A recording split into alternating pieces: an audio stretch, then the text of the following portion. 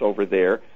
They said they didn't have any records of that happening and couldn't find it. But by that time the Russians were in control of Poland. The rape of Poland is another whole story of what they did and how we gave them. Plus, the Russians had lots of Spitfires from Lend-Lease, hundreds and hundreds of them. Absolutely, they wouldn't go there with a Russian Spitfire and do that. Right. They would, and their modus operandi was always to use the locals under the direction of somebody that they were doing it. So that one, I think, was definitely an attempt to assassinate. Well, the tracers barely missed the light aircraft that Patton was in. They went right next to the fuselage. It was as close as you could come. They scared Patton, too. Mm-hmm, he was trying to take pictures of them with a camera, but he forgot to take the lens cover off. Right. And which is a little aside on that. But anyway, there had been 3 of those that had been attempted.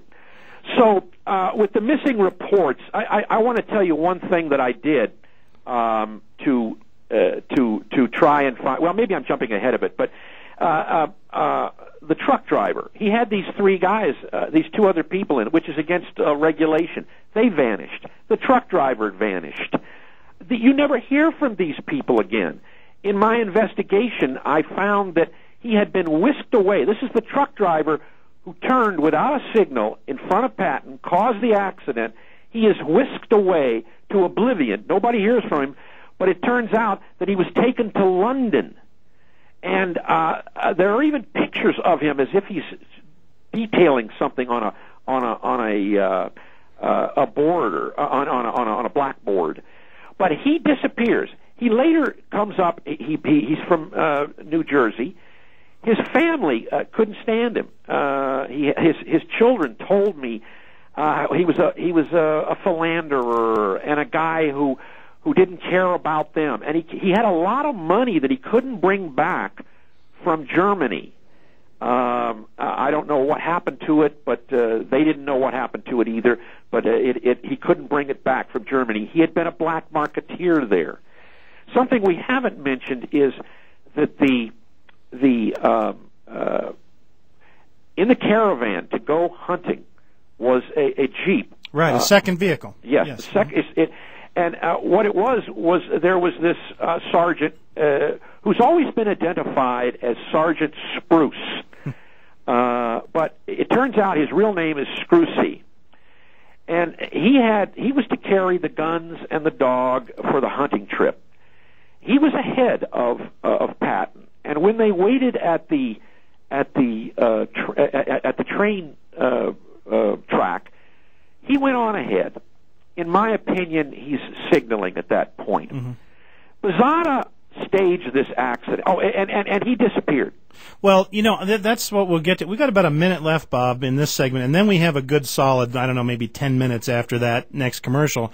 But I don't want to forget, I don't want to skip the end of the demise of that guy who was driving the backup vehicle. Yeah. Fascinating end to his life that I heard you discuss on another interview, and I'd like you to cover that. And of course, the actual killing executed by Bozada. Yeah. But you've got about 40, 50 seconds, so whatever you can get to at this point is good. Well, as well. In regards to Scrusy, he turns out to be a Bozada type guy. Not as involved. He was a cook, it says in his records, but he was living a clandestine life. And before he died in 1952, and he apparently knew he was going to die. He told his wife he was going to die, and that is all in the book. And he died a horrible death. It looks like a cerebral hemorrhage, but that's a very mysterious thing. And I found that out through his daughter, who never knew who he was and had always been searching to find out who he was. And she was so scared because of things that she knew that she didn't want her name used, and I don't use her name in the book. But she tells the story of how he died and the strangeness of it all. And he knew the day that he was going to die, as I recall. We'll let Bob Wilcox flesh that out a little bit, the bizarre story of what is apparently another operative whose usefulness ended and was taken out. When we come back. Dale Williams on K-Talk. AM 630 KTKK. Okay, no time to waste. This is our longer segment, and then we'll have one small segment after another commercial break in about 10 minutes. This truck driver who slammed into or caused George Patton's limousine to wreck, Robert L. Thompson, a typical, apparently sleazy, shadowy black marketeer operator of some kind. The gentleman, the enlisted rank, who was driving the escort car, ends up being involved in the clandestine world to some extent, and finds himself being told he's going to be taken out. Anyway, carry on from there, Bob. Well, I think we can go back to the setup, which is what Bazada told me. Bazada told me that what they did was position two trucks, the one that pulled out, and there was another one that literally forced the Patton limousine into a killing field. That road down Mannheim, it's very small road. That is thin road. It just has two lanes, and along the sides of it were war debris. And Bazada said that at a certain area where this guy was to turn, he had set up himself, and he had apparently a Russian with him, they had gotten a special rifle, and this rifle was not one that shot normally. It was like an air-blown thing, and it would shoot not bullets but a rock or a piece of metal. In this case, it was a piece of metal that looked like a bolt, and the bolt was rounded at the top, so that when it went into the car, it would fall down there, and people would just think it was just part of the wreck refuse. Bazada said that he had spies in Patton's headquarters where he was staying at the time, and this is very, very plausible. The Americans had tapped Patton's phone, and the Russians had tapped the phone. We know this. We have transcripts from what he said. They were listening in on him. He had a spy there, and he found out about the trip and actually followed the car as it went down for the hunting trip. Patton took a detour early on, and he went to see a Roman ruins that was in on the off of the highway there, the Autobahn.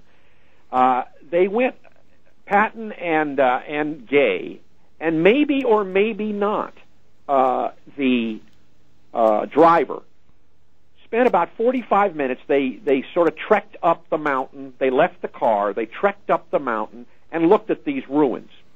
I want to emphasize this is a great mystery. I believe that if I were to go in front of a grand jury, I could get an indictment. But as to a conviction, the reader has to decide. This is all a great mystery. Anyway, Bazada says he snuck up to the car, and this is a hard thing to believe, and is the one Achilles heel if Bazada is not telling the truth. He snuck up to the car, and it had three sets of windows on the side. At the moment of the wreck, just following the wreck. Yes. No. This was at the earlier stop. Yes. When they are off looking at the Roman ruins. Okay. Yes, that's right. And he opens the window, and and I don't even know exactly how he did this. As I said, this was so overwhelming when I'm talking to him. I don't want to spook him.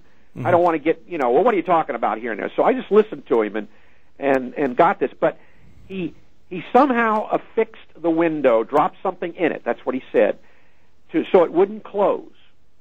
And that provided him with a shot. Now, remember, Bazada is a world-class shot, not just a local shot. He's a world-class shooter. And so when the car was set up into this killing lane by the truck turning in front of it, and there was nowhere else to go except where it did go, he had a moment for that shot, and he took it. And he says that he shot Patton in the face